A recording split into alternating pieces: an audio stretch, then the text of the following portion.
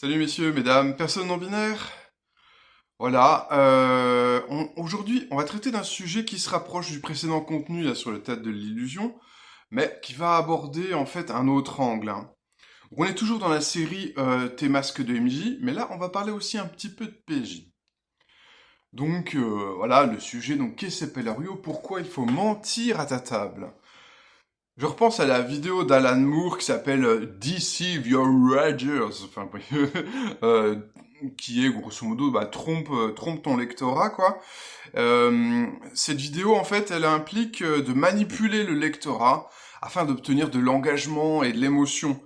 Et il y a cette idée, si tu veux, de surprendre le public en lui offrant ce qu'il n'a pas demandé, quoi, entre guillemets, quoi, en le trompant sur le contenu. Et on va retrouver, bien sûr, ce concept de tension narrative, hein, qui est défini par Raphaël Baroni comme la somme de la curiosité, du suspense et de la surprise, quoi. Et bon, tout ça, en fait, c'est de la tromperie, en quelque sorte, quoi, hein. En gros, la façon, ici manipulatoire, dont on raconte l'histoire, importe presque plus que l'histoire elle-même, quoi. En gros, on peut faire un récit qui serait vide, mais haletant. Je te renvoie au contenu, bien sûr, comment tenir ton public en haleine. Petit commentaire de Guillaume Rio, que je remercie comme à chaque fois là, depuis un bon moment, pour toute l'aide qu'il a apportée sur ce script.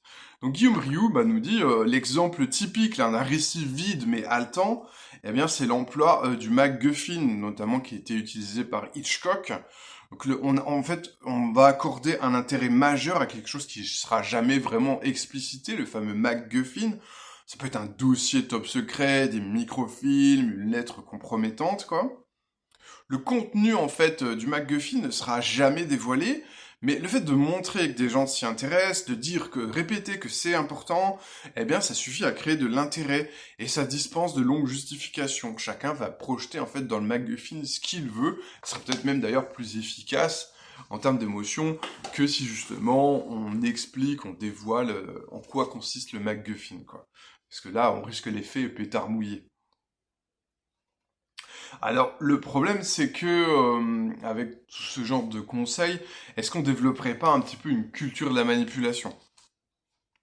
Ça fait penser, par exemple, au manuel Dirty MJ de John Wick, qui est en fait pas loin des désastreux, parce que c'est vraiment un manuel de conseils de maîtrise qui va multiplier les conseils de pure manipulation, hein.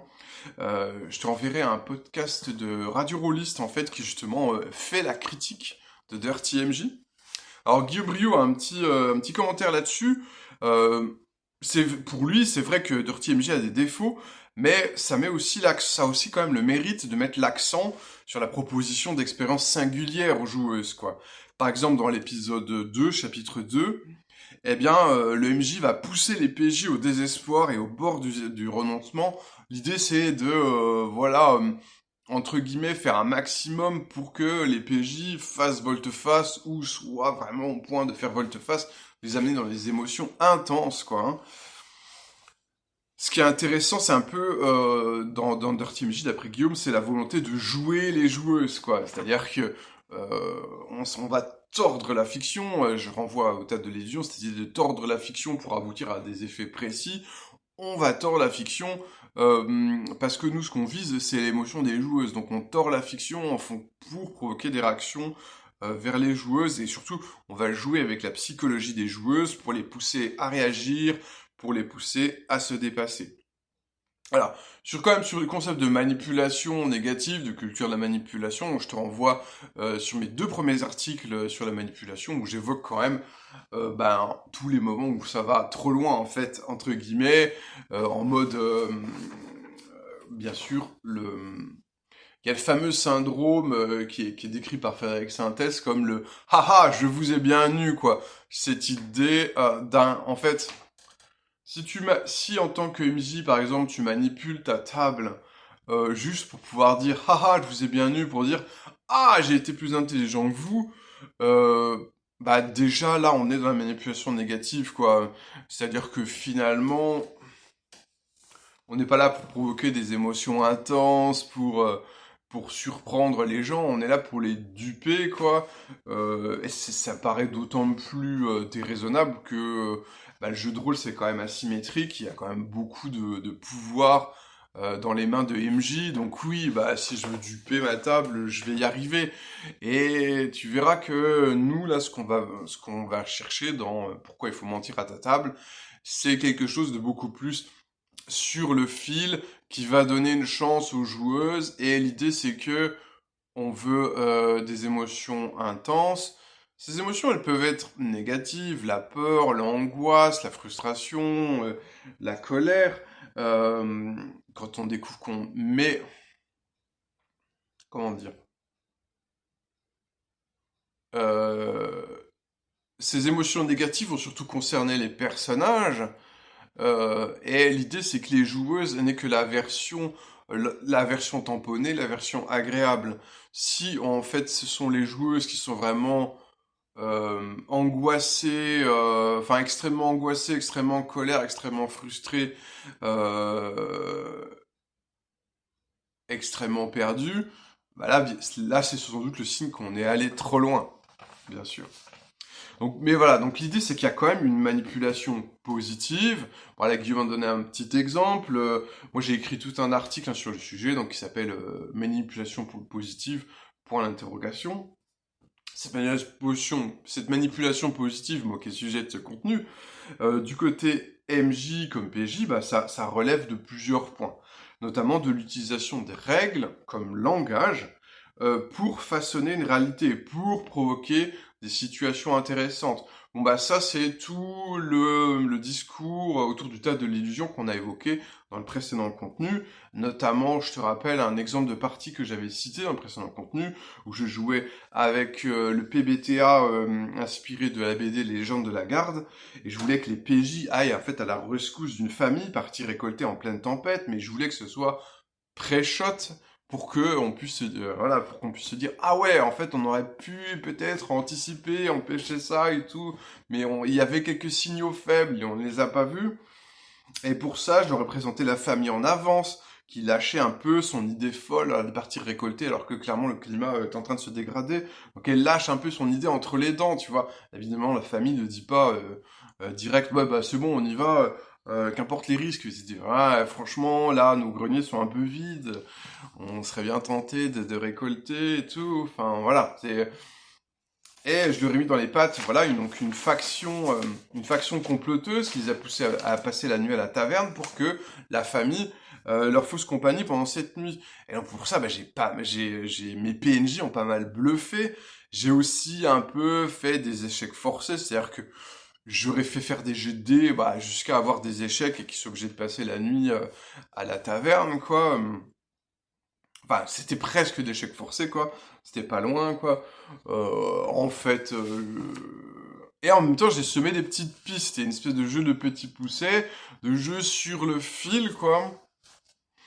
Dans l'idée de pouvoir produire, en fait, tu sais, un peu comme dans les films à twist où tu dis ah, attends, voir. Je suis sûr que si je revois le film, je me rendrai compte qu'il y avait des indices au début. C'est juste que je les ai pas vus. Ils sont passés sous mon radar, quoi.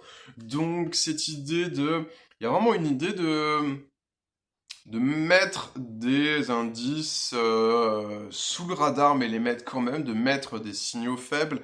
Je te renvoie par exemple à la notion des 4 niveaux de description, qui est quand même dans cette idée-là. Les 4 niveaux de description, tu as une description où en fait il y a des signaux forts qui sont là pour occuper un petit peu l'attention des PJ, et il y a des signaux faibles euh, qui sont là a priori pour être analysés à la fin, quoi.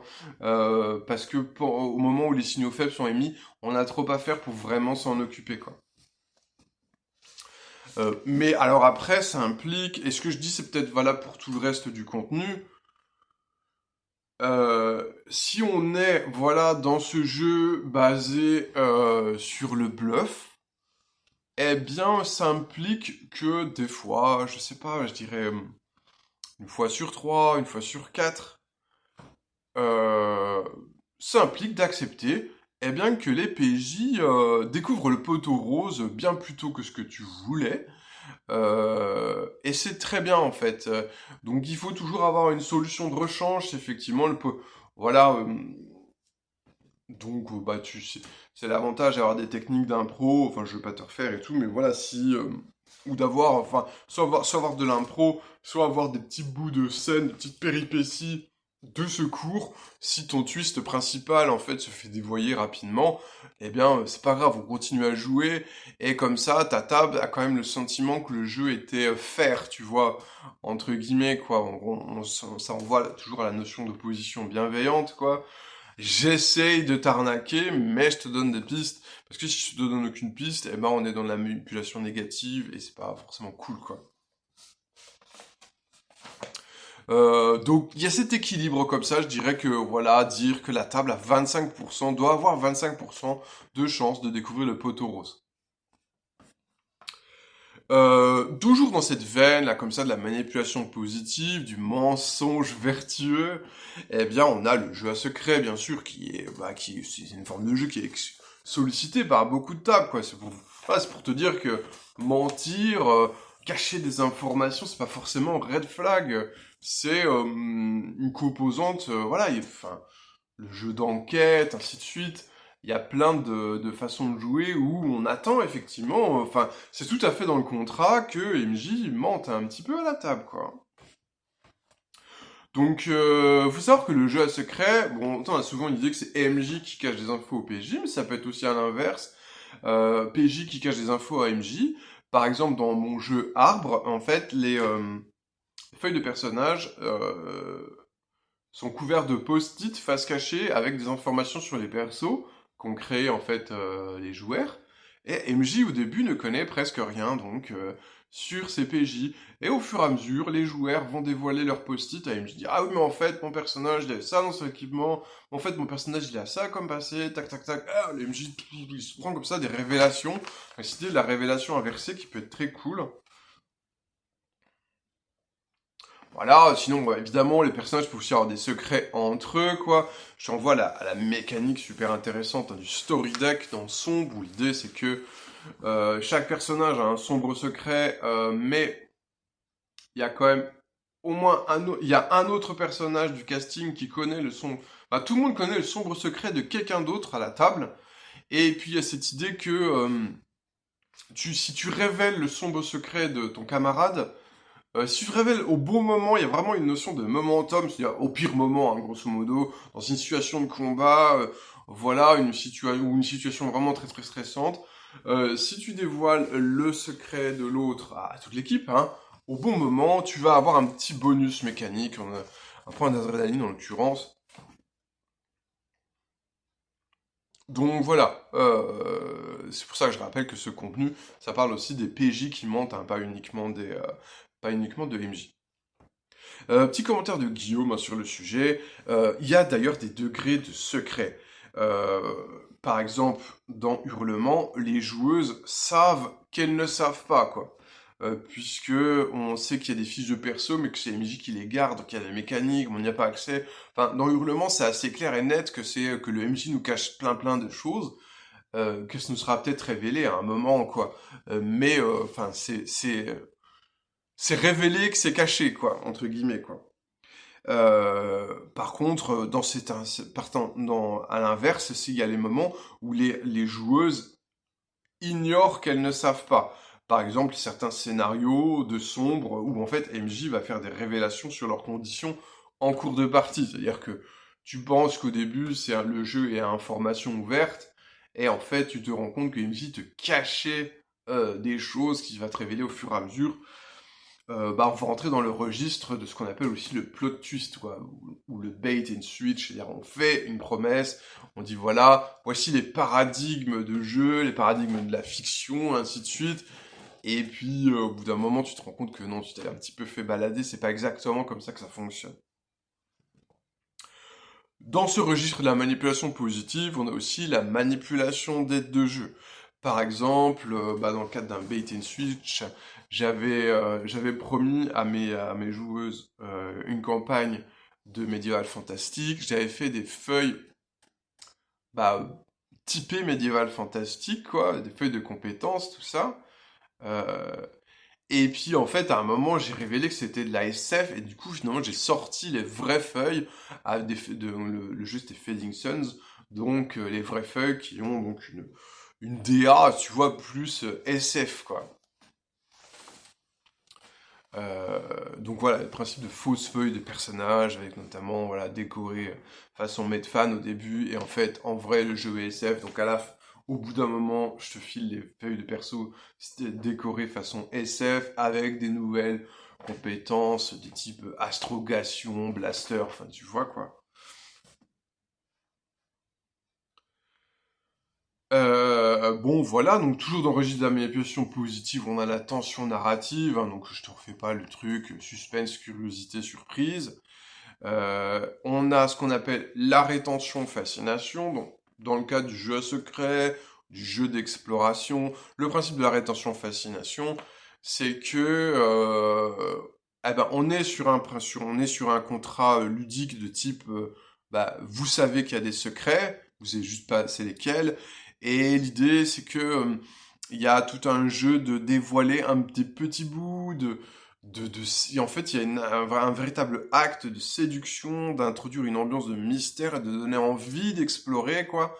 En fait, on va cacher des informations, on montre qu'on cache des informations pour qu'il y ait, entre guillemets, le désir d'exploration des joueurs qui augmente, qui sont fascinés, en fait, jusqu'au moment où, voilà, où on découvre, là, la récompense de la découverte, elle a été multipliée par le fait qu'il y a eu tout ce petit jeu de chat et de la souris avant, quoi.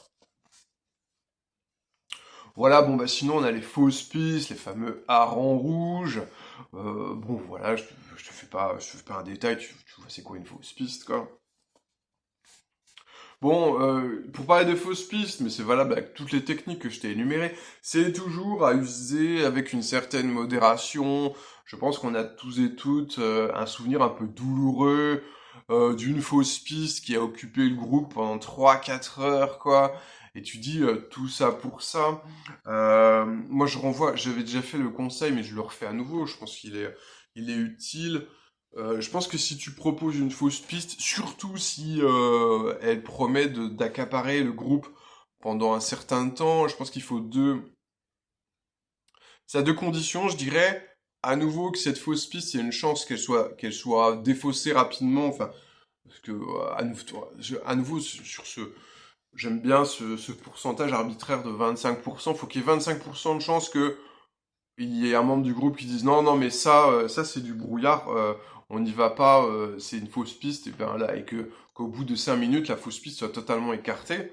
Euh, et si dans les 75% restants du temps, eh bien, on va y consacrer 1 heure, 2 heures, 3 heures à la fausse piste, ou une demi-heure, hein, bref. Il faut que cette fausse piste, elle donne pas, quand tu l'as fini, elle donne pas une impression de totale perte de temps. C'est-à-dire qu'il faut quand même que ça ait été des péripéties intéressantes, même si en fait on a fait des infidélités à l'arc principal de l'enquête.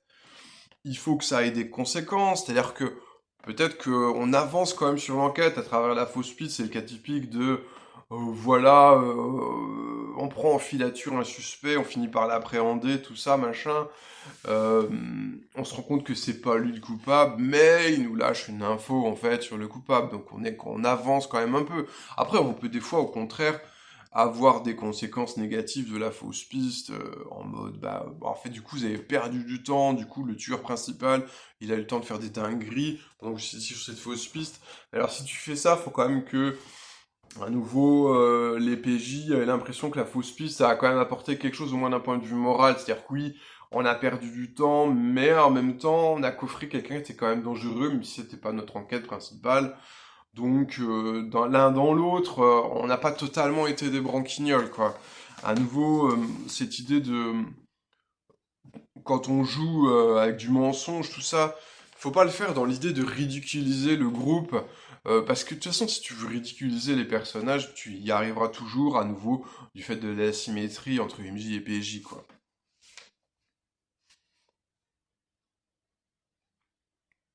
Voilà, on a les fameux jets derrière l'écran, euh, qui ont essentiellement un intérêt immersif. Comme dit Guillaume Rioux, en fait, ça permet de les jets derrière l'écran. Tiens, peut-être tu fais des petits jets. Éventuellement, tu peux dire, attends, je te fais faire un jet de perception, mais tu le fais derrière l'écran et tout. Ça permet de diluer l'attention des joueuses. C'est-à-dire que les seuls jets qui comptent vraiment ne soient pas immédiatement identifiés par les joueuses, quoi. Donc, ça veut dire que les jets que tu veux faire derrière l'écran, il y en a peut-être 75%, ils servent à rien, peut-être que tu rates même pas le résultat, c'est juste pour mettre un petit peu de tension, ou de micro-tension. Et puis, il y a que 25% qui sont déjà importants. Ou peut-être que les jets importants, ce sont jamais ceux qui sont faits derrière l'écran, quoi, tu vois. Mais c'est pour induire un brouillard statistique sur mais quels sont les tests qui ont vraiment d'importance et tout, et pour que les PJ voilà, soient en tension, soit en stress, même quand il n'y a pas lieu d'être, mettre une ambiance voilà, comme ça de pression permanente, qu'il y a peut-être toujours une ombre qui rôde, et que en permanence ils disent ah on a le sentiment qu'on n'a pas bien checké la zone, qu'on est passé à côté de quelque chose, même si en fait tout a été checké quoi.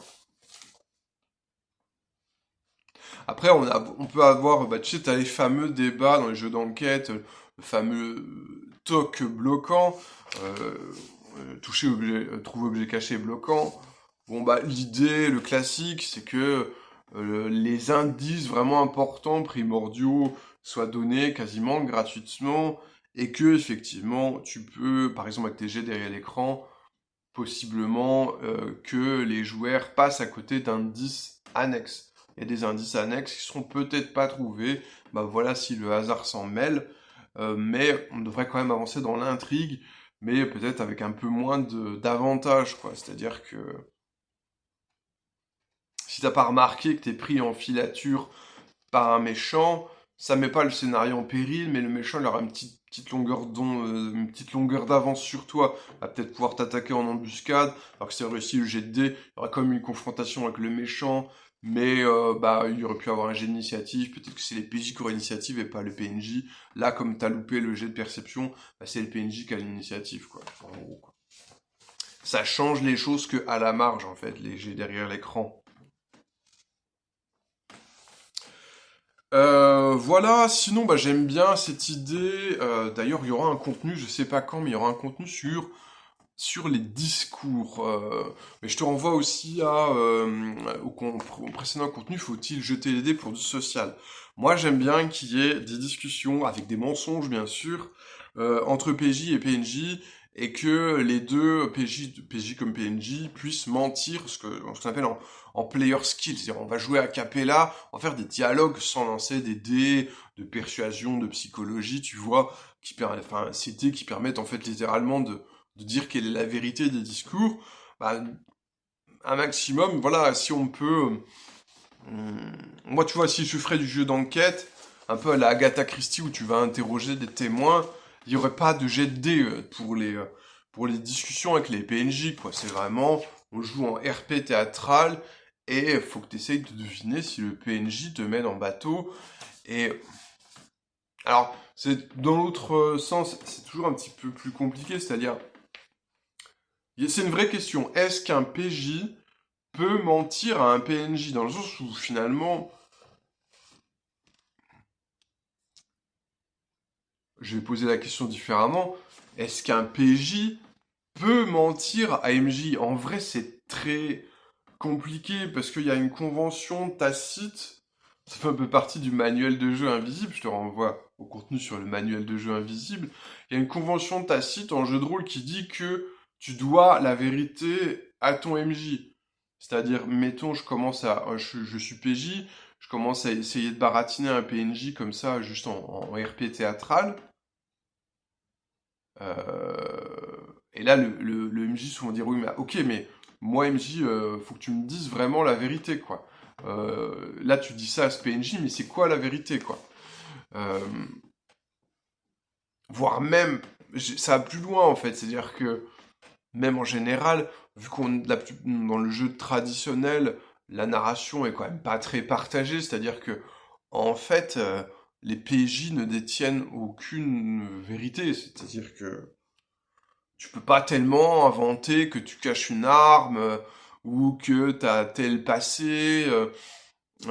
Tu peux pas inventer dans le dos du MJ, je sais pas qu'il y a des renforts qui vont bientôt arriver, ou que t'as une arme cachée, ou que t'as un passé dans l'espionnage et que tu peux contacter des anciens contacts, parce que tout ça, dans le paradigme dominant, ces informations-là, soit MJ les connaît parce qu'en fait c'est lui qui te les a accordées, ou parce que ça s'est dénoué par une péripétie, ou parce que tu l'as obtenu avec des mécanismes de création de personnages. Mais dans tous ces cas, MJ connaît quoi. Et éventuellement il peut avoir oublié, mais s'il a oublié dans le paradigme dominant, t'es quand même censé lui rappeler, dire oui, mais en fait c'est parce que dans ma création de personnage, j'ai mis que je suis un ancien agent de telle officine d'espionnage, tu vois. Donc en fait, il faudrait une forme de narration, et en plus, même quand si je replace ça dans un paradigme de narration partagée où du coup les joueurs ont le droit d'inventer pas mal de choses, surtout si ça concerne de près ou loin de leur personnage. Mais en fait, généralement, dans la narration partagée, ça se fait en transparence. C'est-à-dire que si tu dis, moi, tu peux dire, ouais, je dépense un point de narration pour dire que, en fait, j'ai appelé des rangs, comment? J'ai appelé des rangs, comment? Que j'ai appelé des renforts, mais, comment, MJ est au courant, parce que tu viens de le dire, quoi. C'est-à-dire que il faudrait, pourquoi pas, il faudrait inventer un paradigme de narration partagée qui, à mes yeux, à ma connaissance, n'existe pour ainsi dire pas. Un paradigme de narration partagée où j'ai le droit, dans ma tête, d'inventer des choses qui concernent mon PJ et que j'ai le droit, en fait, à tout moment de révéler que c'est vrai ou que c'est faux, quoi. Et que MJ, tant que j'ai pas dit c'est vrai, c'est faux, MJ peut pas savoir si c'est vrai ou si c'est faux. Bon, bref. Donc ça, c'était la petite minute, on part dans l'espace, on invente des façons de jouer qui n'existent pas encore. Mais dans le paradigme dominant, tu peux baratiner un PNJ, mais en fait, c'est juste que MJ va récompenser ton RP théâtral, dire oui, je pense que ton bluff a des chances de fonctionner et tout. Là, par exemple, t'as eu un RP théâtral convaincant, donc ok, le PNJ croit que le bâtiment est cerné alors que c'est pas vrai, tu vois. Mais c'est juste que MJ récompense ton théâtre, ou que MJ récompense juste le fait que tu as eu une idée marrante, ou que juste MJ est sympa, je te renvoie au contenu sur le player skill. Il y a une forme de player skill particulièrement bienveillante, où en fait MJ il va récompenser tes idées du moment que tu as des idées, quoi. Toute idée est considérée comme une bonne idée, donc même si ça semble cousu de fil blanc que le PNJ croit au bobard, écoute, t'as fait l'effort d'inventer un bobard, MJ te l'accorde, quoi. Donc, petit point de Guillaume Rioux au sujet du mensonge en player skill. Bah voilà, pour lui, ça peut faire partie du jeu de déceler des mensonges, surtout de mettre en question les idées reçues ou les premières informations. C'est une expérience qui change notre attitude en tant que joueuse, mais également au-delà de la partie, dans le monde ordinaire. D'ailleurs, je pense que si tu veux, sur ce point, mais même sur d'autres, il y a vraiment, je dirais, un avant et un après. Moi, clairement, la première fois que je me suis mangé un gros plot twist, c'était à peu près au milieu de ma carrière de rôle. J'avais 10 ans de jeu de rôle dans les pattes, un truc comme ça. Et à un moment, je suis allé en convention, je me suis mangé un énorme plot twist. Je savais pas qu'on pouvait jouer comme ça.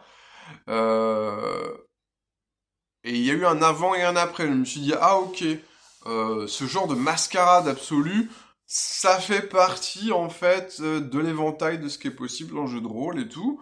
Je me suis fait avoir et je me suis pas dit non, je me ferai plus avoir, mais je dis, je sais que maintenant ça existe. C'est quelque chose qui vient de rentrer dans ma grammaire, dans mon dans mon manuel de jeu personnel, mon manuel de jeu invisible à moi, quoi. Et voilà, c'est intéressant à ce moment-là où justement la première fois où tu te prends une grosse duperie et tu dis et après tu dis ah ouais ok on peut jouer comme ça aussi, c'est une façon de faire. Après tu peux conclure que c'est un truc qui te plaît pas, t'aimes pas te faire balader et tout, ou tu peux dire oui bah si de temps en temps c'est rigolo cette espèce de jeu de faux semblant quoi. Alors, on va continuer avec les techniques de manipulation positive. Bon, tu sais, je pensais que ça allait tracer, mais en fait, ça trace pas tant que ça. Mais bon, bref. J'espère que ça t'intéresse, comme d'habitude. Il y a le principe de la surprise méta. D'ailleurs, ça, c'est un cas, tu vois, où c'est vraiment le cas typique où c'est PJ qui bullshit. Ah, tu vois, j'ai dit que ça n'existait pas de pouvoir mentir à MJ, mais si, puis quelque part, on l'a avec Arbre. C'est un des rares jeux qui permet ça, hein, avec la technique des feuilles de personnages post-it. La surprise méta, donc il y a un article, j'essaierai de te le retrouver, grosso modo, c'est l'histoire du ninja aux 10 attaques. En fait, c'est un type, je crois que c'est un jeu type Warhammer, enfin, ils ont créé un ninja. Euh, pendant toute la campagne, le ninja, il a une attaque, quoi. Et c'est clairement la cinquième roue du carrosse. Ce groupe, il sert pas à grand chose. Il attaque qu'une fois et tout. Et malgré le fait que tout le monde progresse en expérience et lui aussi, il a l'air toujours un peu nul, quoi. Il attaque qu'une fois, quoi. Et puis on arrive en fin de campagne, énorme combat de boss et tout. Le boss commence à faire tomber les PJ les uns après les autres. C'est la grosse panique. C'est au tour du ninja d'attaquer. Il fait sa première attaque, puis là on se dit c'est bon, c'est fini, le boss maintenant va pouvoir attaquer et il va nous finir quoi. Et puis le joueur ou la joueuse du ninja, je sais plus, dit non mais j'ai pas fini, je fais une deuxième attaque. Et là tout le monde est surpris, y compris IMJ, c'est-à-dire que MJ il a donné l'Apex, tu vois, à la fin de chaque partie il donnait l'Apex, mais regardez pas comment les joueurs utilisaient leur pex, tu vois, enfin c'est le paradigme où chacun a le manuel du joueur et tout, enfin entre guillemets utilise le manuel et dépense ses pex sans expliquer exactement au MJ ce qu'on fait quoi. C'est pas. Il dit il fait ça. Ah ok MJ dit, ah t'avais une deuxième attaque, t'as jamais utilisé la deuxième attaque? Non je jamais utilisé mais là j'utilise quoi. Parce que là c'est vraiment important. Ok, il fait une deuxième attaque, mais ça fait pas non plus la différence. Et là, il fait, je fais ma troisième attaque maintenant. Quoi, tout le monde a sa troisième attaque, puis ma quatrième, puis ma cinquième, puis je sais plus, ça monte, je sais pas s'il fait 10 attaques exactement, ou ici. Il fait beaucoup d'attaques, quoi. En fait, on se rend compte que, à chaque fois qu'il passait de niveau, grosso modo, il s'achetait une attaque supplémentaire, mais il en parlait à jamais personne, et il faisait, parce qu'il gardait ça pour vraiment le combat, où ça allait vraiment en péter, qu'il allait surprendre tout le monde, tu vois. Voilà, c'est une espèce d'arnaque au long cours. Est-ce qu'il faut le faire? C'est rigolo, quoi. Je voulais que ça... Après, c'est vrai que c'est un truc que tu peux faire à la marge, c'est-à-dire dépenser tes points d'expérience dans des trucs que tu vas pas forcément utiliser tout de suite. Et donc, on peut avoir un paradigme, c'est tout à fait ok de dire, on se dit pas ce qu'on achète avec nos points d'expérience. Vous allez découvrir bien assez tôt ce qu'on a acheté comme capacité, quoi. Ça, je trouve ça très cool, même en tant que MJ. Moi, j'aime beaucoup être surpris par les capacités de mes PJ, quand je fais du combat un peu tactique et tout. Après, le principe, c'est que ça implique pas de la triche, quoi. C'est des trucs que tu as vraiment pu acheter avec tes points de création, tes points d'expérience. Tu t'es pas acheté des capacités que t'avais sur lesquelles hors budget, quoi. On a le principe du mensonge en transparence. Ça veut dire que en fait, de toute façon, déjà, ça, c'est le paradigme de départ quand, par exemple, un PJ ment à un PNJ. Je t'ai expliqué que le MJ, de toute façon, on lui devait la vérité dans 90% des cas. Le mensonge en transparence, c'est que, en fait, la table est au courant qu'il y a du mensonge. C'est plutôt les personnages, tu vois, c'est dans la diégèse. Les personnages, eux, ne savent pas qu'il y a un mensonge, quoi. Et donc, Guillaume nous précise, ça débouche typiquement sur de l'ironie dramatique, c'est-à-dire que la joueuse sait que les apparences sont trompeuses, mais son PJ l'ignore, ce qui va créer un contraste, soit horrifique, soit comique, ou ironique, quoi, entre le choix du PJ et celui de la joueuse, quoi. Et c'est vrai que c'est délicieux, même dans les jeux un peu drama, de jouer le personnage qui se fait manipuler, tu vois, par un autre, alors qu'en fait, entre joueurs, on est totalement complices, et c'est drôle, quoi. On est bien d'accord, c'est un côté jouissif, un peu théâtral à jouer ça, quoi. Dernière technique de manipulation positive, c'est donc la manipulation pour créer une motivation. Donc ça, c'est proposé par Guillaume. Un exemple classique, c'est de faire jouer aux joueuses des PJ condamnés à mourir très rapidement. puis de faire incarner un second groupe de PJ qui va enquêter sur leur meurtre, qui va devoir défendre leur nation, etc. Le fait qu'on ait éprouvé personnellement le danger, parce qu'on a créé un premier groupe qui s'est fait décimer, tu vois, eh ben c'est plus impliquant que si on nous confie simplement une mission ou qu'on raconte la scène, quoi. Mais ça implique une manipulation de départ, c'est que je t'ai fait créer un groupe de personnages, je t'ai fait croire que c'est eux qui iraient jusqu'au bout, alors qu'en fait, j'avais prévu de les éclater rapidement, quoi. D'ailleurs, alors c'est toujours pareil, ça pose la question de à quel point faut pousser la blague. C'est-à-dire que est-ce qu'il faut faire une session zéro de 3 heures de création de personnages pour les flinguer au bout d'une heure pour dire oui mais en fait vous avez ces nouveaux personnages, c'est un petit peu fort de café quoi. Pour moi ça marche dans des jeux avec des créations de personnages rapides ou alors éventuellement ce que tu peux faire si on est pas dans un donjon et dragon, tu fais créer des personnages du niveau 1, ça va être rapide en théorie un personnage du niveau 1, tu mets un quart d'heure à le créer quoi. Tu les fais créer, effectivement ils sont éclatés par une menace qui les dépasse. Et ensuite, on va créer des personnages, je sais pas, de niveau 5, qui eux vont pouvoir, qui sont les vrais personnages, qui vont avoir les moyens de gérer la menace. C'est cette idée. Voilà, il y a vraiment toujours cette notion de sur le fil. En fait, entre la manipulation positive et la manipulation négative, souvent, il y a moins une différence de nature qu'une différence de degré. La manipulation négative, c'est quand ça va trop loin. C'est quand on demande un investissement majeur avant de révéler le poteau rose et tout. Donc, c'est vraiment un truc à tester, quoi. Après, c'est pareil, si tu sur la dynamique du plot twist, si on est dans cette idée-là, je devrais dire, ah oui, mais en fait, si je fais un plot twist, il faut que je le fasse dans le premier quart du scénario et dans le dernier quart. Pour autant, moi, je pense beaucoup au scénario de Non Armies, où il y avait beaucoup de scénarios avec des plot twists, et souvent, le plot twist, il intervient plutôt dans le dernier quart, quoi. Dans le dernier quart, tu te rends compte que la vision que les personnages avaient du monde était totalement faussée, et ça reste délicieux, quoi.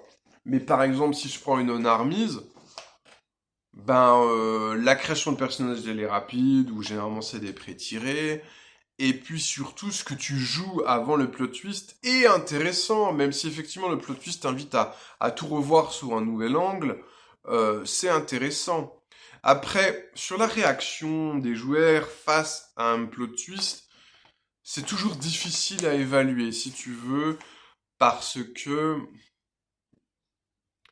je pense, je me répète un peu, mais la première fois que tu te prends un plot twist dans la figure, tu le prends mal. Enfin voilà, moi la première fois que je me suis rendu compte que ah ouais, mais en fait tout le monde m'a trahi et tout, j'ai pas vu venir. Oui, j'étais en colère quoi. J'étais en colère parce que ça sortait de ma vision de ce que c'était le jeu de rôle et je me suis senti trahi vraiment, tu vois, en tant que joueur, en tant que personne. Et puis après, tu mets du temps à infuser, tu dis oui, mais en fait, finalement, c'était pas mal. Mais bon, ce fameux truc de la table me remerciera plus tard, c'est hyper dur à doser et tout. Peut-être, je pense que ce qui m'aurait aidé à l'époque, qui n'existait clairement pas, hein, enfin je veux dire, on est dans les années 2000, quand je me prends mon premier plot twist, c'est tout simplement de l'aftercare, c'est-à-dire, ok, t'as une partie, un gros plot twist, tu te prends un bus dans le dernier quart de la séance et tout, et ben tout simplement un truc de, à la fin de la partie, MJ, ou éventuellement les autres joueurs, si c'est les joueurs qui t'ont baladé et tout, te demander, est-ce que ça va? Bon, c'est vrai que là, on était sur un truc hyper manipulatoire, est-ce que ça va quand même et tout, et que ça soit assez évident que tout ça a été fait avec quand même une certaine bienveillance et au service de ton expérience plutôt que pour le plaisir de te baiser la gueule, quoi. Voilà, donc c'est voilà l'aftercare évidemment hyper important, je pense. Et une fois qu'on a surmonté ce premier choc, une fois qu'il y a eu cet aftercare et que c'est rentré dans notre culture, eh bien oui, il y a un plaisir presque juvénile à bluffer, quoi. Euh,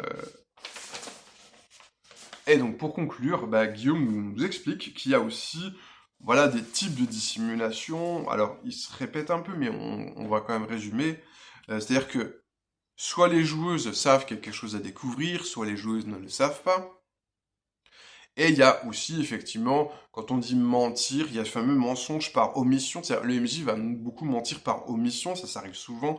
Il va cacher une info, ou alors il va cacher une info qu'on lui demande, ou bien il va donner une fausse info à la place. Pour certains groupes, cette dernière option peut remettre en cause la confiance qu'on a dans le MJ. Bon, ça j'en ai parlé un peu. Il semble donc important de cadrer les choses dans le contrat ludique. C'est-à-dire que, moi je parlais d'aftercare, mais il y a de toute façon, dans tout ce qui est sécurité émotionnelle, tu vois, prise en charge du bien-être de la table et entre guillemets bien-être ou tout simplement contrat ludique, il y a toujours 3 temps. Avant, pendant, après, quoi. Donc j'ai parlé du après, mais il y a le avant, c'est-à-dire que tu peux dire au début du jeu, bah je vous préviens, il y aura des mensonges, il y aura de la manipulation. Après, des fois, quand on dit scénario d'enquête, voilà, on sait déjà de base, c'est compris dans le truc. Ou je sais pas, si tu dis, on va jouer à Shadowrun ou Vampire la Mascarade, bah tu sais aussi que voilà, il va y avoir baleine sous gravier. Ou même, des fois, il y a des MJ, tu vois. Nous, on avait un MJ. Au bout très rapidement, c'était clair que de toute façon, n'importe quelle partie, il a essayé de nous la faire à l'envers parce que c'était son style et il y avait un jeu avec lui, tu vois. À nouveau, c'était pas, je le catégoriserais pas dans les MJ sadiques ou malveillants. C'était que c'était son style de maîtrise. On savait qu'il allait jouer sur les faux semblants et que tous ces PNJ allaient essayer de nous manipuler et tout. Et donc, ça faisait partie un peu de notre contrat social que quand on jouait avec ce MJ, on savait que ça allait être trouble, quoi. Hein. Et donc du coup, bah, soit t'acceptais, soit tu jouais pas avec ce MJ, parce que lui, systématiquement, ces scénarios, il y avait toujours des embrouilles, quoi.